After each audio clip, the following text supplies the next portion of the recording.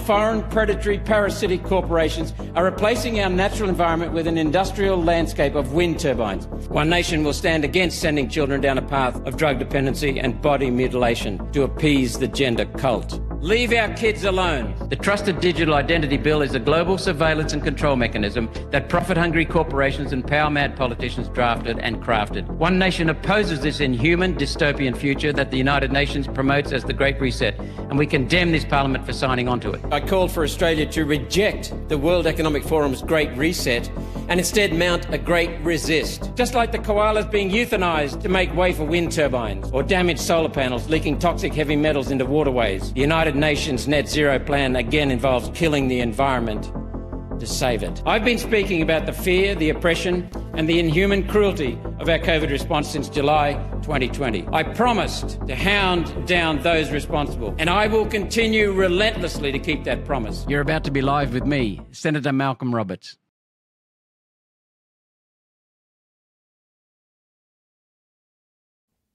Well, welcome. It's Saturday. I'm back in Brisbane for a couple of hours to attend a Cherish Life protest march and speak at their event. And I thought I'd do a live stream from our electorate office. Yesterday, I hope people commemorated Anzac Day.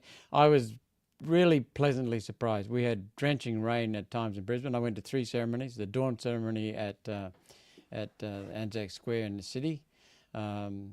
And we had quite a bit of rain. What was pleasing, though, was the number of people who came despite the rain.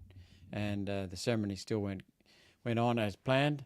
Then we went to Ipswich, where there was a lovely ceremony. There were so many nice touches for Anzac Day. It was a really pleasant service, very meaningful service.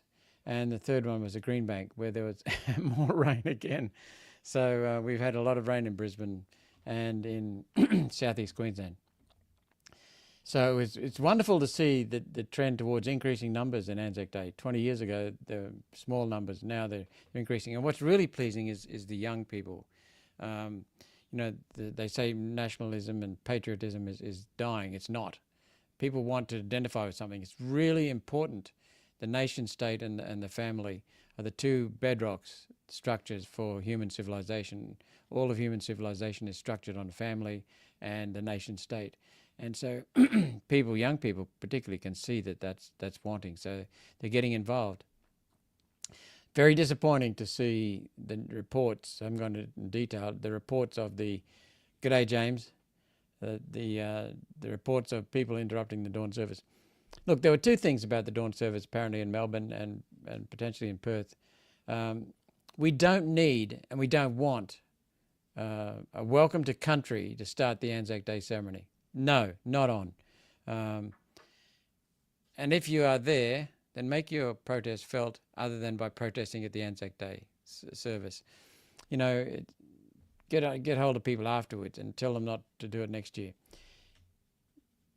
The welcome to country and the protests against the welcome to country that took place in Melbourne and to some extent in Perth disrespects the people who fought and died for this country. They don't need to be welcomed back to their country, to our country.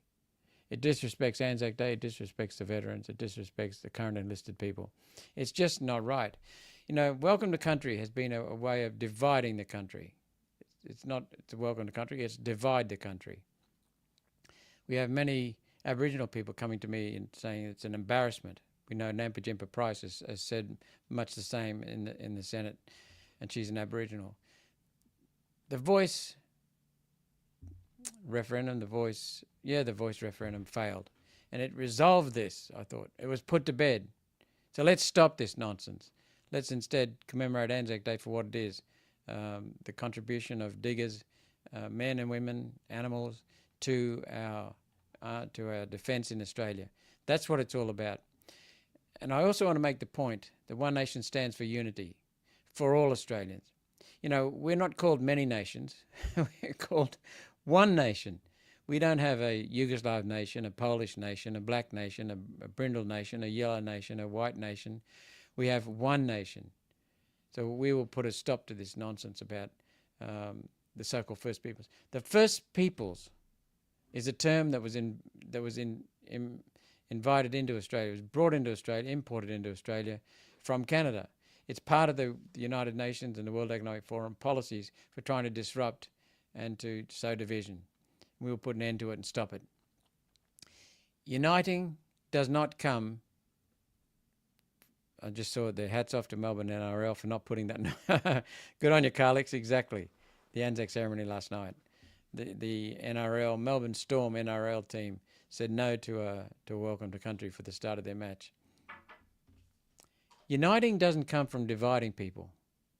It comes through unifying people with one voice, one nation. That's what Pauline Hanson's been on about for many, many years, for almost 28 years now. One nation opposes division. What we want is one nation. That's what we want. One nation, one Australia. And that's very, very important for us to understand and to have in our country. Otherwise, it's not Australia, it's many nations. What I'd like to also talk about, I welcome your comments there. The second thing I'd like to mention briefly is Cherish Life. 4 marks to them. I think I've got their speech there, their material advertising. I'll see if I can dig it, but pardon the embarrassment. Christina says she's all over the welcome to our own country, too right.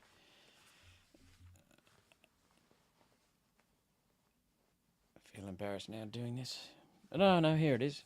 Cherish Life is proudly protecting human life. And what they did, I must give them 4 marks to this. They, in their promotion material, excuse me, my voice is a bit strained, just been on a march around the city. Cherish Life advertised this as, quote, life matters. Hello, we know that. Every life, every stage of life, every circumstance of life. Amen to that. So what it gave me was permission to speak not just about babies and babies aborted and babies born alive and then tossed in a stainless steel kidney dish to die without care. Yeah, that's what happens. People don't know that. I'm stunned.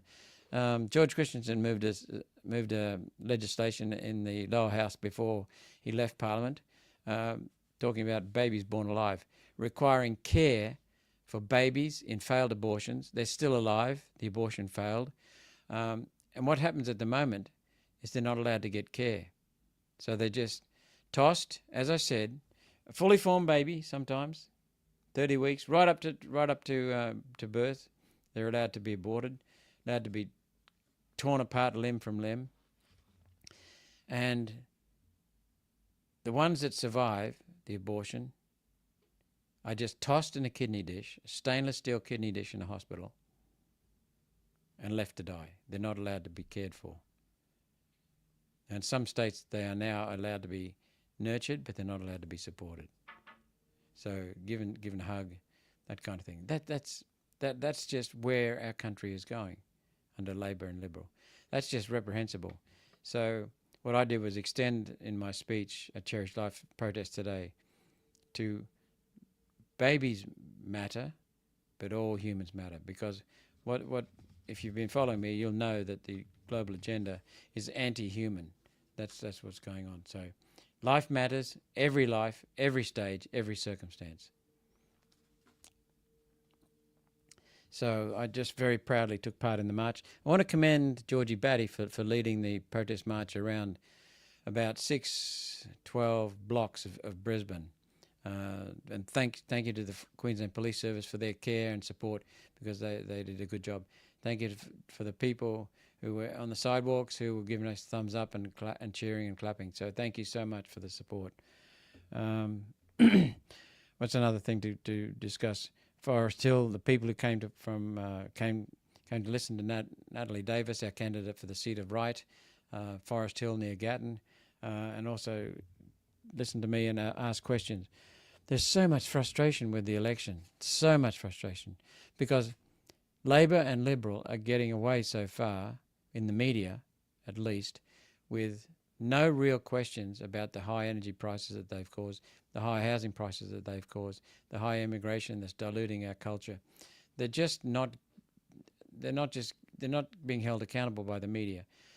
We're doing our best, but we can't get news coverage because the media is on the side of Liberal and Labor. and they want the uni party to continue. They're playing a tag team. You take it for turn, you take it for turn, you take it for turn, you take it for turn.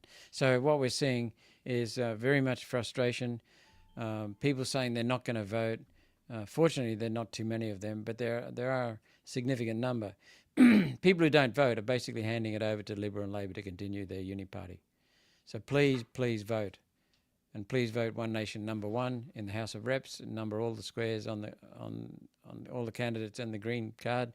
And in the Senate, the wide white paper with a line across the middle. Above the line, we recommend voting above the line. Put 1 in column Q in Queensland, in whatever column One Nation is in the other states, and then 2, 3, 4, 5, 6. Someone's told me to move the mic closer to me. So is that better? It's just been a hasty rush today.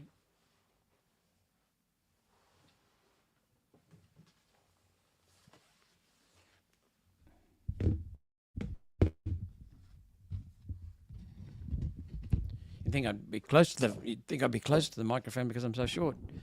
But there's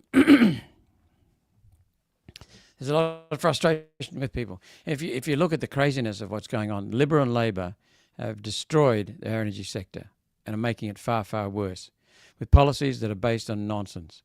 And now the Labor Party is covering up the huge increases in energy prices with energy fee relief, which is taxpayer money going to prop up households because households can't afford energy anymore.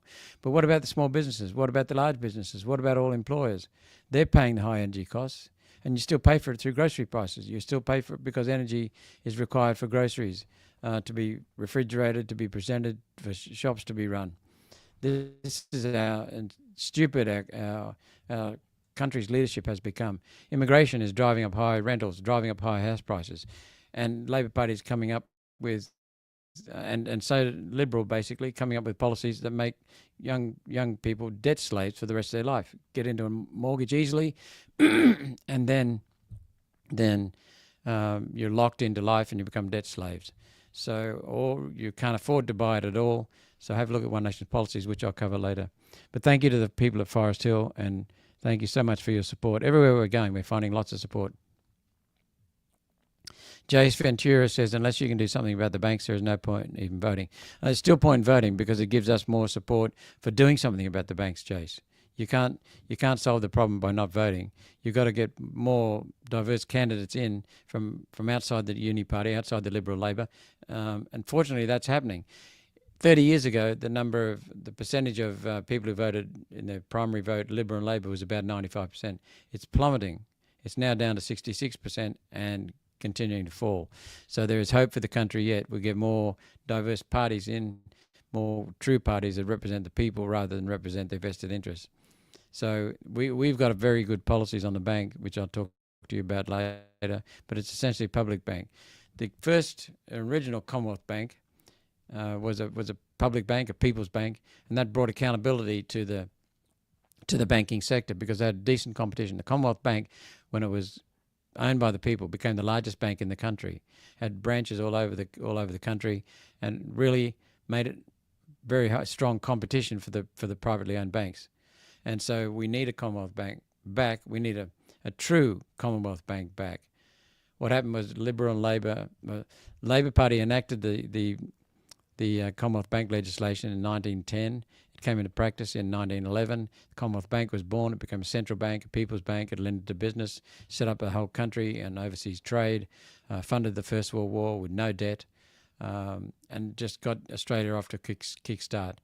And then Denison Miller, the first governor of the Commonwealth Bank, died suddenly and unexpectedly in 1923. And then Liberal and Labor and their predecessors dismantled the Commonwealth Bank bit by bit until Paul Keating flogged it off as a retail bank, along with Westpac, NAB, and AMP and ANZ.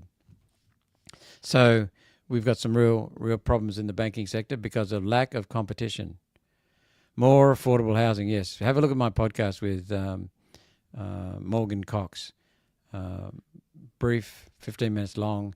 He's also chopping it up into smaller segments. So Morgan Cox talks about the critical problems. He's a person who faced homelessness, because they jacked up his rent, with threatening to jack up his rents $10,000 a year. So more affordable housing is the key, and the best way, I'll get onto that later in the housing policies, because immigration is the key to the housing policies.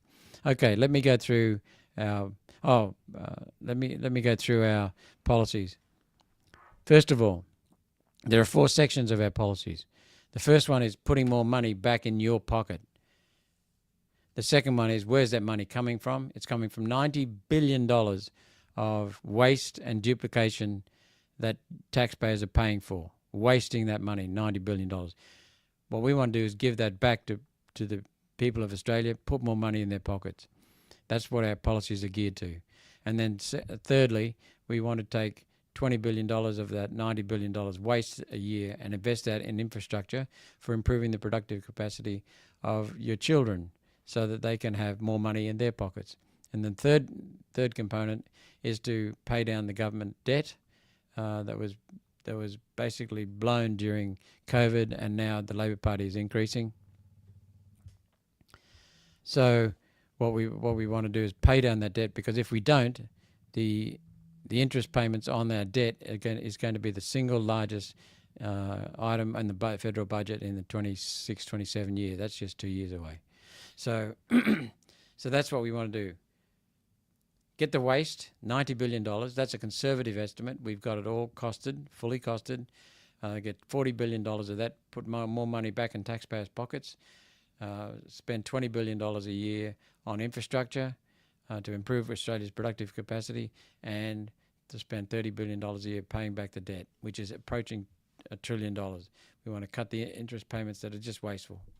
So let's look at the first segment, putting more money back in your pockets. Income splitting for people with at least one child at home, with one breadwinner job and the other parent at home. You'll be able to split under this policy of ours. You'll be able to income split. So you split the income between two partners, so that you have a joint tax return filing, and then that dramatically cuts your interest, your tax payments. We on a person, we've costed that at saving of $9,500 extra money back in your pocket, less tax, $9,500 less tax, which is a hell of a saving for people with families with one income earner earning the average income and one child at home, at least one child at home. Next thing, halve the fuel excise tax. That will save 26 cents a litre per litre for petrol and diesel. I'll come back to that. That's crucial in another way as well. We cut electricity bills 20% by changing the rules in the national electricity market. That's all it is. It's not a market. It's something that John Howard's government created. It's a racket. It's a bureaucratic racket run by rules, not prices and bids. Then the third, well, if you take those two, halving the fuel excise tax and cutting electricity bills, that reduces the input costs of every business in the country, because cutting the fuel excise reduces transport costs, which cut grocery costs, which cut every business's costs. Cutting electricity bills is another input cost, and that's 20% off immediately, and that would... Tweety Bird says splitting income is brilliant. You're dead right, it is. But when we cut electricity bills and cut the fuel excise, then we reduce business costs, and then we reduce prices and reduce inflation, which reduces interest payments from the banks, which reduce house mortgage payments. So it makes housing more affordable. But also, policies also to allow pensioners to earn more without penalty. That will free up, that'll do two things. First of all, it'll give pensioners an opportunity to contribute to work, because many pensioners are asking us for that. They want to be involved, they've got useful skills, they're productive, and so let's do that. But what's stopping them at the moment is that they will lose some of their pension if they earn money. So we will remove that penalty for losing money. That'll also free up 600,000 people to re-enter the workforce. Now, we're not expecting them to work hard in physically demanding jobs, but we want them to be able to use their skills for the better productivity of our country. We'll also raise the self-funded retirees tax threshold so they can earn up to $35,000 without penalty. You know, people who've worked hard all their life, saved hard all their life, invested well, and now living off no government funds are being flogged again to pay more tax. So we're going to lift the threshold so that you can earn up to $35,000 without a penalty. We'd also remove the GST from insurance. Insurance costs have gone out of hand. They're wacko, and that's because of the lack of competition. But we remove the GST from insurance, both general and rural insurance. That'll save Australians and small businesses around $3 billion per annum. You can see the comprehensive nature of our policies. We will also abolish the GST on building materials for 5 years, including renovations, and that'll cost just $2.2 billion over the forward estimates over the next 4 years. Now, the point is that all of our policies are fully costed using government figures or Parliamentary Budget Office figures, and they're fully costed and they're all balanced out. So we also will fund the ACCC, the Australian Competition and Consumer Commission, to investigate profiteering in groceries, insurance and airlines, critical industries. And Anthony Albanese and Jim Chalmers have actually reduced the budget for the ACCC by $10 million this year in their budget. So we want to restore that and give them the money they need to investigate profiteering in groceries, insurance and airlines. So that's a comprehensive suite of policies for putting more money back in your pocket. And we estimate that families will be around about $9,500 a year plus about another $2,000 a year better off. So that's $11,500 if they've got a child at home, $11,500 better off a year. And as I said, it's all costed, all paid by the savings, which I'll get onto. A single person without a child at home will save around about $2,000 per year back in their pockets. Righto, savings. That's where I'll now talk about where the money's coming from. Fully costed, and they're conservative estimates. We will save $90 billion by eliminating waste and duplication, shrinking the government to fit the Constitution. And importantly, it'll bring increased accountability because the states, well, we'll talk about that more later. I'll make a note to talk about that.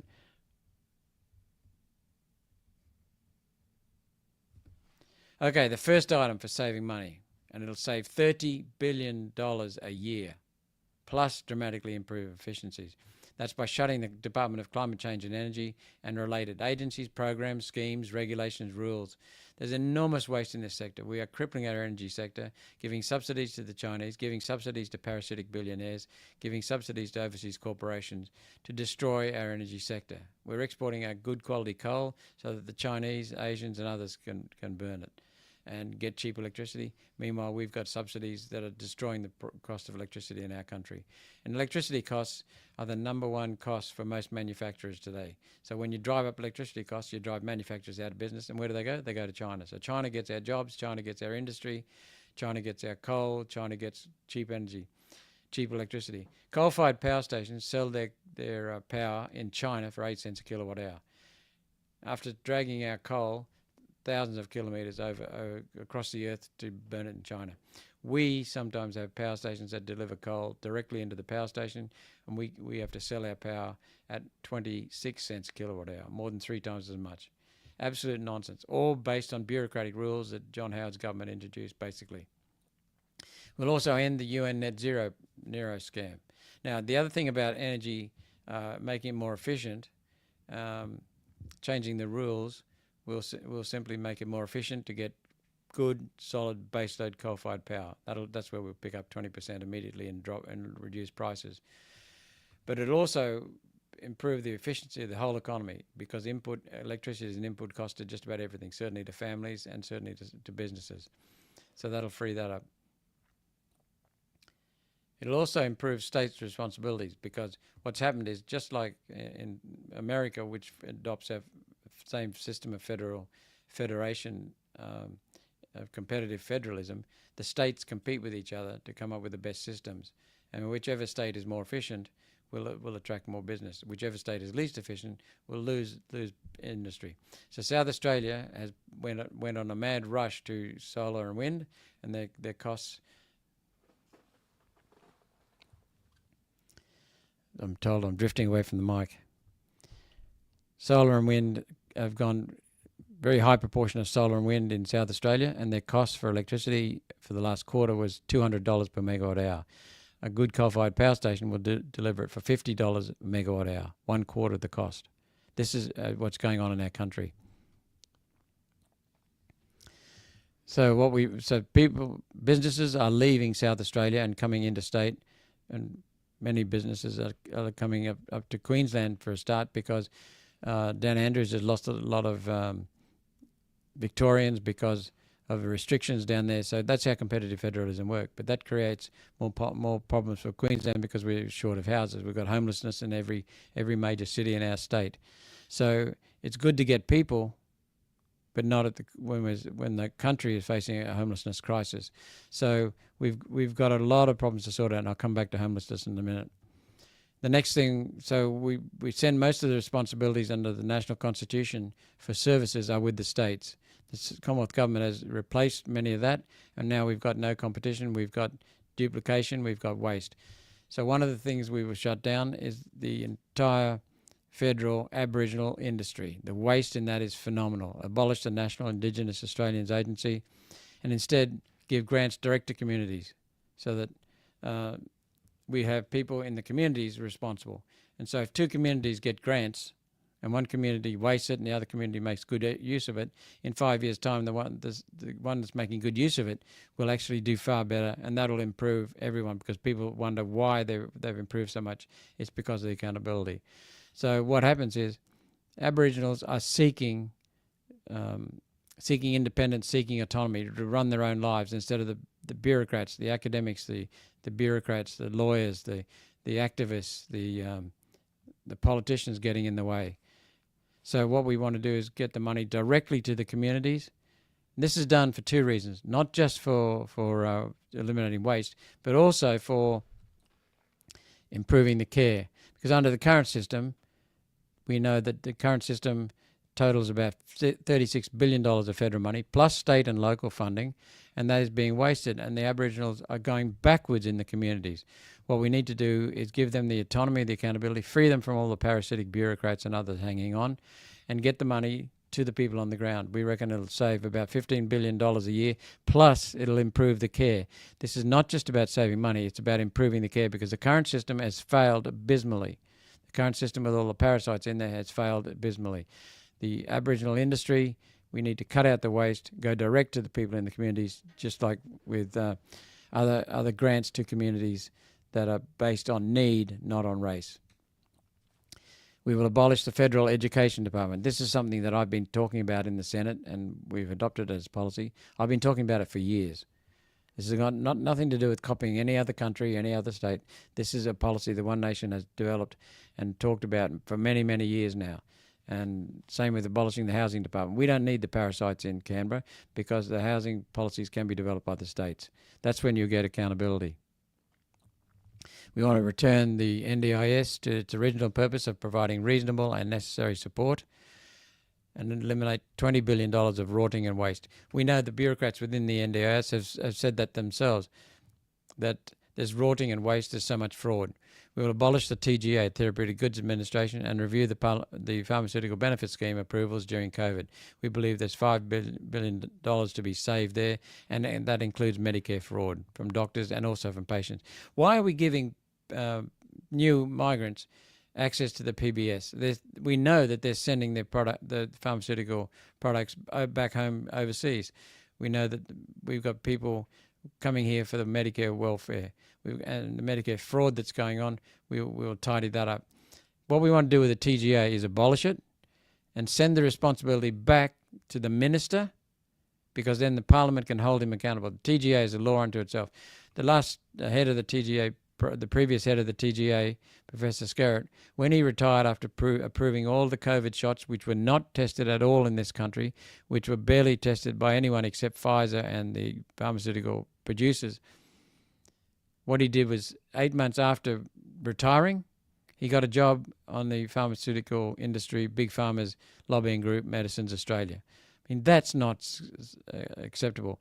When you give Parliament the responsibility, then we can grill the department heads, we can grill the ministers, we can hold them accountable for the drugs they've approved and for the testing. The TGA is very hard to get at, but we will continue, by the way. We will withdraw from the United Nations, from the United Nations World Health Organization, the United Nations Refugee Convention, International Criminal Court. So I first mentioned in a speech in the Senate, my first speech in the Senate, that we need to exit the UN. It's now part of the One Nation policy. We'll also withdraw from the UN Paris Agreement. We'll also tax gas exports, and that'll earn $13 billion in revenue. And we'll tax it at the point of production. So there's no fiddling the books, no covering up. It'll be taxed purely on production. And by the way, the electricity cost saving of 20% reduction in prices will save the government about $3 billion. $3 billion a year. Let me see what Terry Neeson's... Just wondering if you have developed policy regarding a domestic reservation of gas. We have, Terry, as they are already building import facilities apparently to buy back our own gas. That's right. Wouldn't a reservation policy bring down energy bills? Correct, it would. There's supposed to be a 15% energy reservation for gas. Pauline, that's part of our policy. We will enforce that to make sure we have a domestic gas reserve. And the other thing we would do, Terry, just while you're at it, is build pipelines across the country, because our gas from the Northwest Shelf can be converted to liquid petrol and liquid diesel that make us independent again, self-sufficient.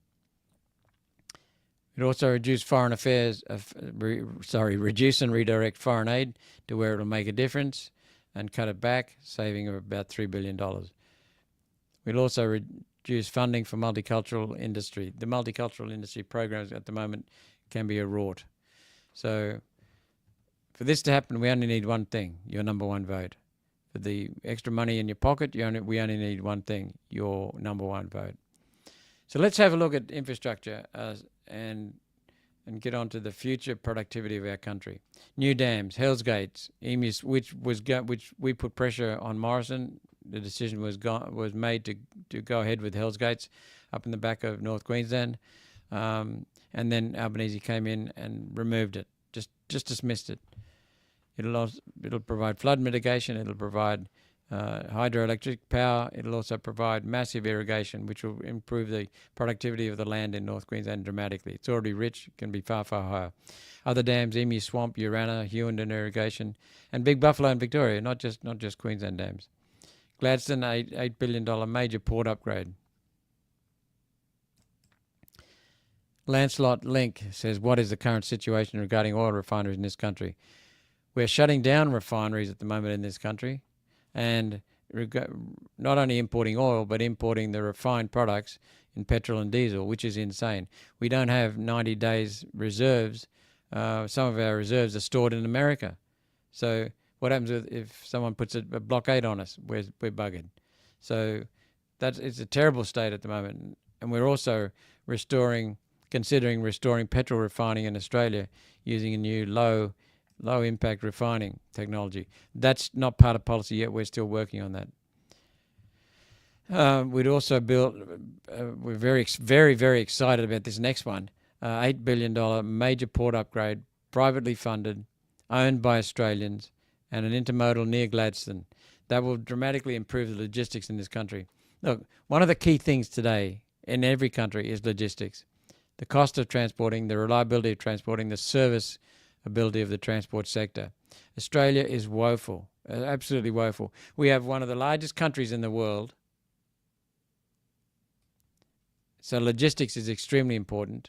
Timeliness and also cost, transport cost. And not only transport reliability and cost, but also the fact that we can be more efficient and quicker by getting goods into Gladstone, and then them sending it by train, inland rail, down to Melbourne, Sydney, Brisbane. This current system at the moment, by using ports, congested ports, bottlenecks at ports, land transport bottlenecks, lack of ground for building extra port facilities, is crippling us. We have got to start using Gladstone, so we're recommending an inland rail up to the forestry alignment to Wandoan, Banana, and the Gladstone port. Gladstone has so much land available, and it's free. It's land. It's not constrained by land, so it's land free. What we've got is dramatic improvements available for logistics, And the company that's investing this $8 billion is a logistics export. It works globally. It's an Australian company. It works globally. They really have a good reputation. So that's what we want. We've supported them federally. We're supporting them in the state of Queensland to get this up and running. Because if we can get Gladstone as a major intermodal and major port upgrade, and when we can get that, because it's $8 billion already committed, then we'll have dramatically lower prices for goods coming into the country. We'll also have a fully national passenger and rail freight circle just by completing some of the links in various states, including New South Wales, including Queensland, including Western Australia, including Victoria and South Australia. So what we want is wealth over welfare. And for this to happen, we only need one thing, your number one vote. I've already talked about paying down the principal off our national debt. Let me check the time here. I've got another commitment tonight. So the biggest line item on the federal budget at the moment is interest payments on their debt. Government is 28% of our gross domestic product. We need to get it down under 20% for efficiency. That'll save a lot of money. Labor keeps crying about the number of jobs it's providing. They're public service jobs.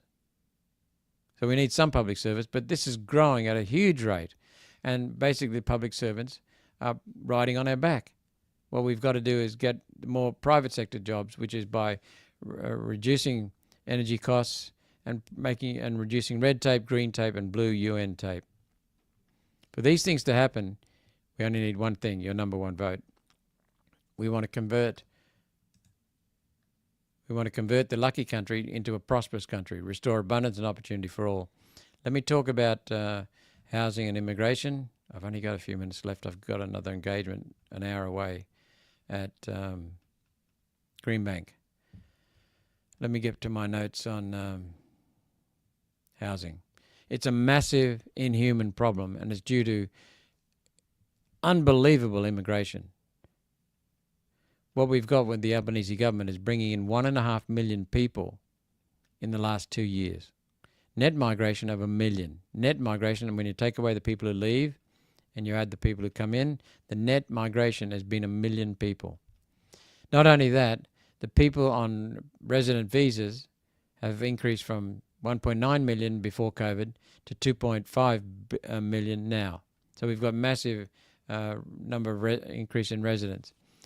So what One Nation policy does is it works on demand, supply, building prices, and loan payments, and also inflation. First of all, stop mass immigration. Deport 75,000 illegals who are here now. Stop mass immigration by replacing that 220,000 that leave every year with by allowing only 130,000 to come in. That's crucial. So we'd have net negative migration of 90,000 people a year. Net negative migration of 90,000 people a year. 90,000 fewer people coming in and going out. Not only that, it's not only the numbers of immigration that's important, it's the quality of immigration. We're getting very few productive people. We're getting a lot of welfare recipients coming in, immediately going on welfare. That's another thing. We would make it 8 years before you can get a pension, before you can get access to Medicare, before you can get access to PBS system. Stop the freeloaders coming in and send the 75,000 illegals, deport them, send them home. Foreign students, international university students, have become a Ponzi scheme for many of them. Many genuine ones, no doubt. But there was an article recently about half the students who came in this year into QUT, University, Queensland University of Technology. Deporting sounds great. It is great because they're here illegally. They're just making a mockery of our systems of immigration. Coming back to the immigration of students coming in, half of the university students at QUT were missing from classes because they're employed. It's a Ponzi scheme. What it's doing is bringing in a massive number of people, getting low-paid jobs and driving down the price of jobs in this country. We're told that there's a huge export income industry in education. That's nonsense. Because what we know now is that $10 to $11 billion a year is sent home from overseas students working here, sending it home to their families in overseas. This is a Ponzi scheme.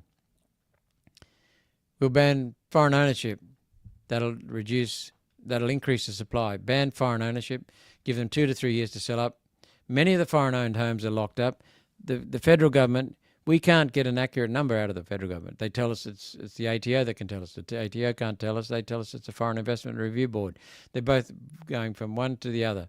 They say it's under 1%. That's rubbish, because the National Australia Bank Survey says that in New South Wales, for example, it's 14.9% of purchases are foreign-owned.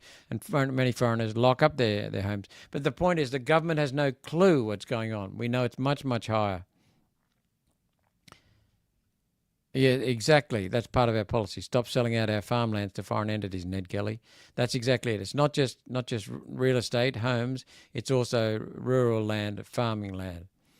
We'd also cut the GST on construction materials, as I said. Improve land releases by working more cooperatively between the state, the federal, and the governments and the local councils. Then here's another one: National Construction Code. That is now incorporating the NDIS requirements compulsorily for every home. Compulsorily for every home. And it's adding, an independent estimate said it's adding $49,500 to the cost of home.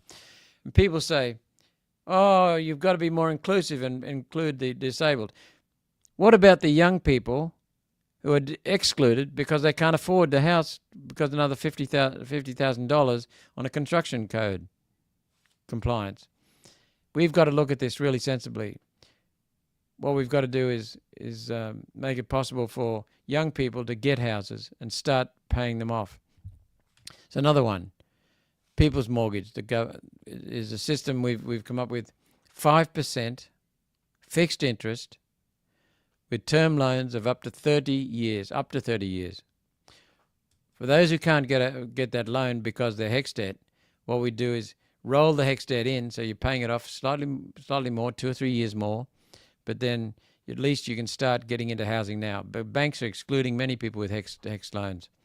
And also we would allow the super account to invest in your home, which would reduce the deposit and the principal that you have to find outside of super. Super is your money.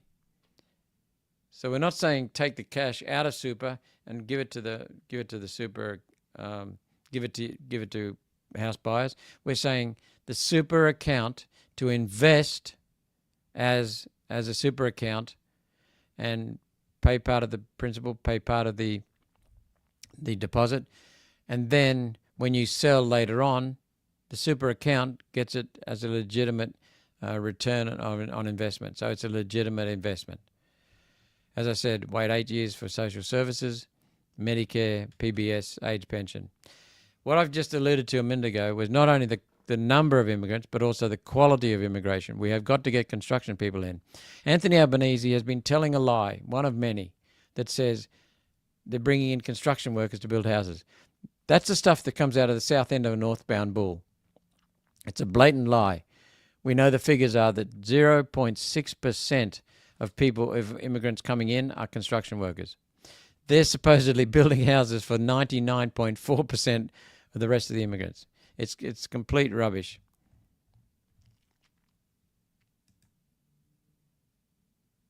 I'm so lost how to vote. Let's do that too. That's from Smiley. We'll address that question. One Nation will continue its work on getting compensation for the victims who've had to pay enormously: broken marriages, broken houses, lost enormous amounts of money from the COVID restrictions, lockdowns, mandates. So we want compensation for them. It's not just compensation for the vaccine injured, the injection injured. It's compensation for everyone affected by it, because they were never scientifically based. This was just pure fraud from Scott Morrison's government, aided and abetted by the Labor state governments. We also keep working to get admissions from the health departments in the state and federal that there is a serious problem with injection injured people, and they need to be recognised. Then they need to be treated. They need treatment. We have got thousands of people crippled for life, yet they can be cured. So they need the care. We will stop the shots. There's still people facing compulsory vaccination shots. They're not vaccines, they're experimental gene therapy-based treatments. And they're untested, and we know they're not effective, and we know they're not safe. They're unsafe. They're killers to some people. We'll also eliminate mandates. We want to restore medical basics, informed consent, doctors' free speech. We will continue chasing for a Royal Commission to include punishment. One Nation has been a leader in free speech in this country. Pauline moved a motion to start the process for enshrining free speech in our Constitution. Many people don't know that, but she did that just in 2023. Labor Party, Liberal Party, National Party, and Greens all voted against it. But we will keep going on that because eventually we'll build up a head of steam with the people. One Nation is the first to end the woke agenda, the gender transformation, which is impossible. Family law, families, protecting families, removing 18C, abolishing 18C of the Racial Discrimination Act. I'm going to wrap up at 5 o'clock. 2 minutes. I'll just finish this. We will reinforce parent rights. We will put in place a citizens-initiated referendum to enshrine human rights in the Constitution, and the first cab off the rank will be free speech, free assembly, free movement. And we'll introduce a People's Bank, which we're already working on with various entities around the country, and looking at transforming some of the licensed post offices, the private post offices, into a People's Bank. Not just a teller, but a proper banking structure. It's been done in Japan. It's been done in New Zealand. Right, I've got to wrap up. I've got to get to that other function tonight. How to vote. In the lower house, the green ballot paper, go to One Nation candidate and put a 1 next to their name. Then we recommend the other minor conservative freedom parties, 2, 3, 4. Then Liberal, then Labor, then Greens, Teals last. Put the Greens, the Teals, the Liberal Party and the Labor Party at the bottom where they've put you for decades. In the Senate, you'll find that it's the wide white paper. There's a line across the middle, horizontal line. Above that, it's called above the line. That's where you can vote for parties. It's simpler. That's what we recommend. Below the line, you can vote for individual candidates. It's simpler and easier and more effective to vote above the line, in my opinion. That's my advice. Again, go to the column and look for One Nation. Put a 1 next to that in that column box. And then 2, 3, 4, 5 for the minor parties, freedom parties. You don't have to vote for the Greens. You don't have to vote for the Teals. You don't have to vote for the Labor Party. You don't have to vote for the Liberal Party. What we're recommending, though, is to make sure that you don't exhaust your preference. Put the Liberals number 6. Put them last, but put them number 6, because we're not in favour of the Liberal Party. What we want to do is protect the country from more Labor people getting in. If your preference exhausts,